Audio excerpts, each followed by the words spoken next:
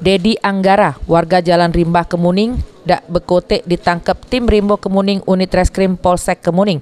Sesudah maling HP yang korbannya ngerupo ke tetanggonyo dewek. Tersangka ditangkap di rumahnya Sabtu sekira jam 4 sore. Sesudah korban ngelapor ke kejadian tersebut, awalnya dalu hari tersangka lewat belakang rumah korban.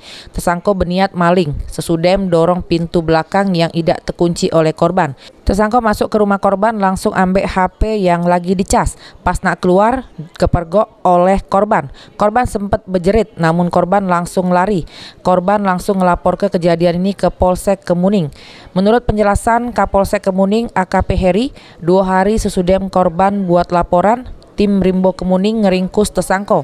Modusnya dengan mendorong pintu belakang rumah korban pas daluari.